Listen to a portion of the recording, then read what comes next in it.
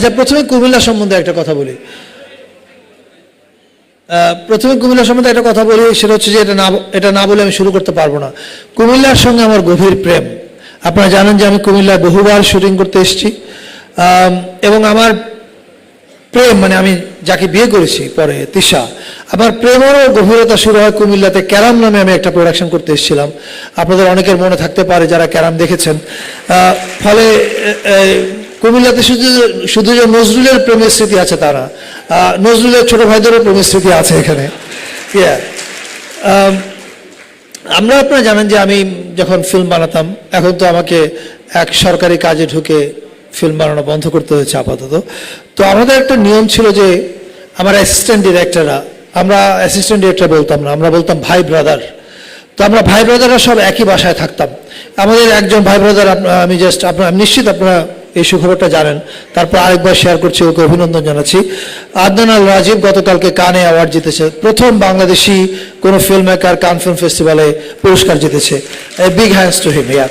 তো আমরা যখন এই সব ভাই ব্রাদার একটা বাসায় থাকতাম, ওখানে একজন কবিও ছিলেন, মারজুক রাসেল।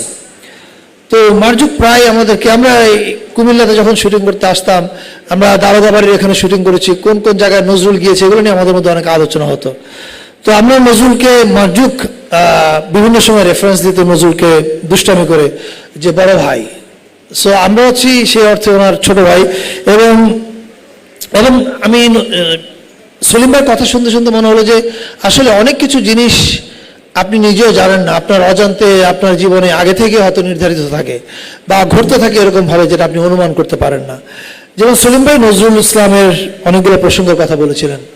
অন্যায়ের প্রতিবাদ, আপনি নজরুলের সাহিত্যের দিকে যদি তাকান, একটা বিশাল অংশ জুড়েই হয়তো অন্যায় অথবা তার স্বদেশের মানুষের প্রতি যে অবিচার হচ্ছে তার বিরুদ্ধে কথা বলা দেখতে পাবেন। সেটা কবিতা পাবেন, তার চিঠিপত্রে পাবেন, প্রবন্ধে পাবেন, গানে পাবেন, বিভিন্ন জায়গায় পাবেন।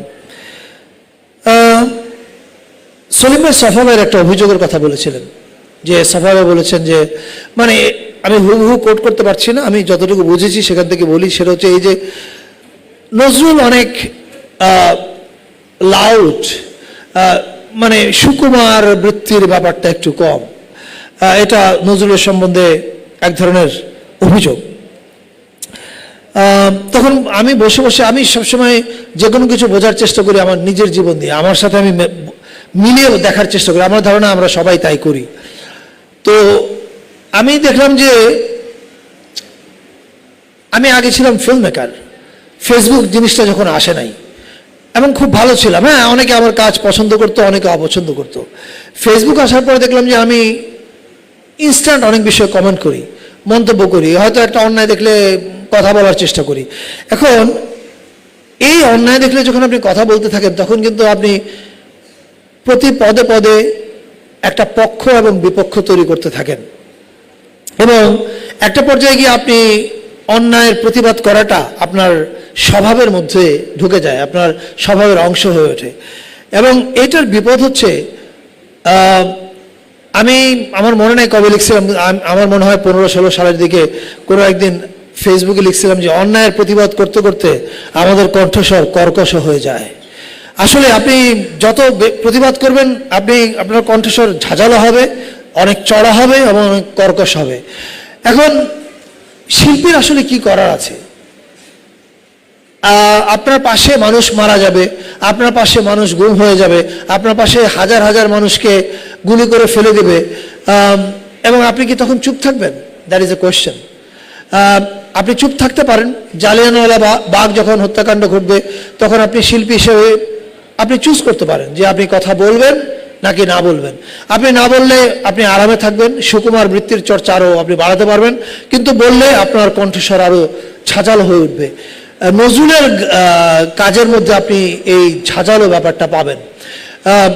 এখন শিল্পের তুল্যমূল্য বিচারে ইতিহাস কি বিচার করবে সেটা ইতিহাসের ব্যাপার, কিন্তু আপনি নজরুলের রচনার দিকে যদি তাকান, যে লেখাগুলো, অনেকগুলো লেখাই সলিম ভাই কোট করলেন, আরও অনেক লেখা আছে, আপনি দেখেন যে লেখাগুলো উনি ব্রিটিশ বিরোধী এই ভূখণ্ডের মানুষের স্বাধীনতার জন্য লিখেছিলেন, সেই একই লেখা 24 সালে এসে বাংলাদেশ কি বলে ক্ষুণ্ণ হয়, আমি মনে করি বৃহত্তর মানবতার জন্য এটা অনেক মঙ্গলজনক। এই ক্ষুণ্ণ হওয়াটাও ভালো, আমি সেটা বিশ্বাস করি। আরেকটা কথা, খুব সুন্দর কথা সলিম ভাই বলেছেন যে সম্মান, নাগরিকের সম্মান। আপনি দেখেন যে কিরকম অদ্ভুতভাবে সেই আন্দোলন, কোথায় উনি লিখেছেন ব্রিটিশের বিরুদ্ধে, এখন আমাদের 24-এ এসে আমরা একই জিনিস ব্যবহার করছি। দেয়ালে দেয়ালে তো দেখেছিনি আপনারা ওনার কবিতা, ওনার গান।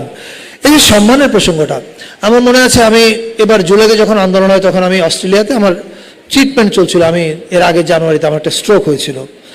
তো এই ট্রিটমেন্টের মধ্যে ইজ ভেরি ডিফিকাল্ট। আপনি তো শান্ত থাকতে পারবেন না আপনার দেশে যখন এরকম গোলাগুলি চলবে। তো 16 তারিখে বা 17 জুলাই, আমার এখন মনে নাই কবে লিখেছিলাম, আমি একটা কথা লিখেছিলাম যে যদি আপনারা কেউ মনে করে থাকেন, তখন পর্যন্ত আন্দোলনটা কোটারই ছিল, কোটার আন্দোলন। কিন্তু আমি লিখেছিলাম যে আপনারা যদি কেউ মনে করে থাকেন এটা শুধুমাত্র কোটার আন্দোলন অথবা একটা সরকারি চাকরি পাওয়ার আন্দোলন, আপনারা বোকার স্বর্গে আছেন। এই আন্দোলনটা আসলে নিজের দেশে তৃতীয় শ্রেণীর নাগরিক হিসেবে না বাঁচার আন্দোলন। অর্থাৎ নিজের দেশে আমি আমার দেশে প্রথম শ্রেণীর নাগরিক হিসেবে বাঁচবো, এটার আন্দোলন। অ্যাপারেন্টলি বাইরে চাকুরির কথা ছিল, কিন্তু আমরা জানতাম মানুষের ভেতরে ক্ষোভটা কি। আমরা জানতাম এই যে ছেলেরা রাস্তায় গেছে এদের প্রত্যেকের বুকের মধ্যে আবরার ফাহাদ আছে। এবং হুইজ আবরার ফাহাদ অ্যাকচুয়ালি?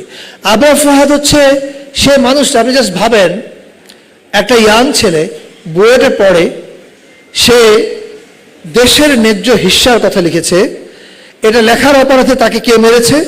বাংলাদেশেরই একটা রাজনৈতিক দলের ছাত্র সংগঠন। এখন আবরার কার বিরুদ্ধে লিখেছে? আরেকটা দেশের, অর্থাৎ আমাদের পার্শ্ববর্তী দেশের প্রধানমন্ত্রীর বা তার সরকারের কার্যক্রমের বিরুদ্ধে লিখেছে। এবং এটাতে সংক্ষুব্ধ কে হয়েছে? আমার দেশের একটা প্রধান রাজনৈতিক দলের ছাত্র সংগঠন।